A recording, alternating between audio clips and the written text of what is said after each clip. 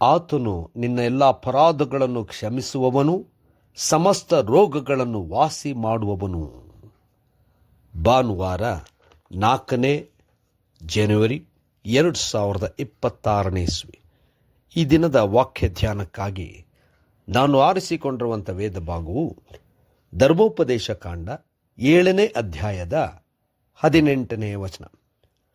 ನಿಮ್ಮ ದೇವರಾದ ಯೆಹೋವನು ಫರೋಹನಿಗೂ ಐಗುಪ್ತರಿಗೂ ಮಾಡಿದ್ದನ್ನು ನೆನಪಿಗೆ ತಂದುಕೊಳ್ಳಿರಿ ಎಂಬುವಂಥದ್ದೇ. ಕರ್ತನಲ್ಲಿ ಪ್ರೀತಿಯುಳ್ಳ ದೇವಜನರೇ, ಶುಭೋದಯ.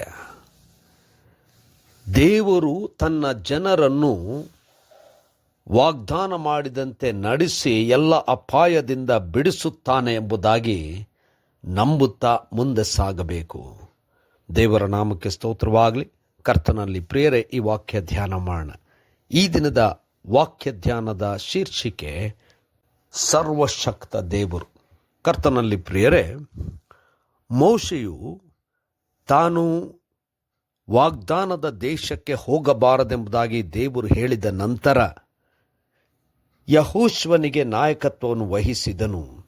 ಆದರೂ ಇಸ್ರಾಯೇಲ್ ಜನಾಂಗದವರಿಗೆ ಅನೇಕ ವಿಚಾರಗಳನ್ನು ತಿಳಿಸುತ್ತಾ ಮುಂದೆ ಅವರು ವಾಗ್ದಾನದ ದೇಶಕ್ಕೆ ಹೋದಾಗ ಅವರು ಮಾಡಬೇಕಾದಂಥ ಕಾರ್ಯಗಳೇನು ಎಂಬುದಾಗಿ ಅದ್ಭುತವಾಗಿ ವಿವರಿಸುತ್ತಾ ಇದ್ದನು. ಅವರು ದೇವರು ಅವರನ್ನು ಆರಿಸಿಕೊಂಡದ್ದು ಅವರಲ್ಲಿರ್ತಕ್ಕಂಥ ಶ್ರೇಷ್ಠತೆಗಾಗಲಿ ದೊಡ್ಡತನಕ್ಕಾಗಲಿ ಅಲ್ಲ. ಅವರು ಅನೇಕ ಜನಾಂಗಗಳಿಗಿಂತ ಕಡಿಮೆಯಾದವರೇ, ಆದರೂ ದೇವರನ್ನು ಪ್ರೀತಿಸಿದ್ದಾನೆ, ಆರಿಸಿಕೊಂಡಿದ್ದಾನೆ. ಇದನ್ನು ಅವರಿಗೆ ನೆನಪಿಗೆ ತರುತ್ತಾ ಇದ್ದಾನೆ. ಅಷ್ಟು ಮಾತ್ರವಲ್ಲದೆ ದೇವರು ಅವರಿಗೆ ವಾಗ್ದಾನ ಮಾಡಿದಂತೆ ನಡೆಸುತ್ತಾನೆ ಎಂಬುದಾಗಿ ಭರವಸೆ ಕೊಡುತ್ತಾ ಇದ್ದಾನೆ. ಮತ್ತು ವಿಶೇಷವಾಗಿ ಅವರಿಗೆ ಈ ವಚನದಲ್ಲಿ ಮೋಶೆ ಹೇಳುವಂಥದ್ದೇನೆಂದರೆ, ಅಲ್ಲಿರುವಂಥ ಜನರು ಅವರ ಬಲ, ಅವರಲ್ಲಿರ್ತಕ್ಕಂಥ ಸಾಮರ್ಥ್ಯ ನೋಡಿ ಹೆದರಬೇಡಿರಿ. ಯಾಕಂದರೆ ದೇವರು ತಾನೇ ನಿಮ್ಮೊಂದಿಗಿದ್ದು ಎಲ್ಲ ಅಪಾಯದಿಂದ ಅಥವಾ ಎಲ್ಲ ವಿರೋಧಿಗಳಿಂದ ತಪ್ಪಿಸಿ ವಾಗ್ದಾನ ಮಾಡಿದಂತೆ ನಿಮಗೆ ಜಯವನ್ನು, ಆ ಸ್ಥಳವನ್ನು ಕೊಡುತ್ತಾನೆ ಎಂಬುದಾಗಿ.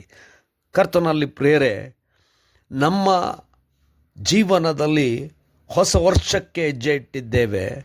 ಮುಂದೇನಿದೆ ಎಂಬುದಾಗಿ ಖಂಡಿತವಾಗಿ ನಮಗೆ ಅರಿವಿಕೆ ಇಲ್ಲ. ಆದರೆ ಮುಂದಿರುವಂಥ ಸವಾಲು ಅನೇಕ ಸಂದರ್ಭಗಳಲ್ಲಿ ನಮ್ಮನ್ನು ಹೆದರಿಸುವಂಥದ್ದಾಗುತ್ತದೆ. ಆದರೆ ದೇವರು ತಾನೇ ನಮ್ಮೊಂದಿಗಿರುವಾಗ ಯಾವ ಸವಾಲು ಎಷ್ಟು ದೊಡ್ಡದಿದ್ದರೂ, ಎಂಥ ಶಕ್ತಿಗಳು ನಮ್ಮ ವಿರೋಧವಾಗಿ ನಿಂತಿದ್ದರೂ, ನಾವು ಮೋಶೆ ಹೇಳಿದ ಹಾಗೆ ಇಸ್ರಾಯೇಲ್ ದೇವರು ಮಾಡಿದಂಥ ಕಾರ್ಯ, ಐಗುಪ್ತ ಜನರಿಗೂ ಅಥವಾ ಸೈನಿಕರಿಗೂ ಮಾಡಿದಂಥ ಕಾರ್ಯ ಮತ್ತು ಫರೋಹನಿಗೂ ಮಾಡಿದಂಥ ಕಾರ್ಯ ನೆನಪಿಗೆ ತಂದುಕೊಳ್ಳಬೇಕು. ಅಂಥ ಬಲಿಷ್ಠವಾದಂಥ ಫರೋಹನು ಮತ್ತು ತನ್ನ ಸೈನ್ಯವನ್ನು ದೇವರು ಸೋಲಿಸಿ ಮುಳುಗಿಸಿದ ಹಾಗೆ ದೇವರು ತಾನೇ ನಮ್ಮೊಂದಿಗಿದ್ದು ಜಯವನ್ನು ಕೊಡುತ್ತಾನೆ. ನಂಬುತ್ತಾ ಮುಂದೆ ಸಾಗೋಣ. ಕರ್ತನೇ ದಯಾಮಯ ಸ್ವಾಮಿ, ಕೊಟ್ಟಂಥ ವಚನಕ್ಕಾಗಿ, ನಿನ್ನ ಬಲಕ್ಕಾಗಿ, ನಿನ್ನ ಸಹಾಯಕ್ಕಾಗಿ ಸ್ತೋತ್ರ. ನಂಬಿ ಮುಂದೆ ಸಾಗಲು ಬಲಪಡಿಸು. ಯೇಸುವಿನ ನಾಮದಲ್ಲಿ ಪ್ರಾರ್ಥನೆ ಬೇಡಿದೆವು ತಂದೆಯೇ, ಆಮೆನ್.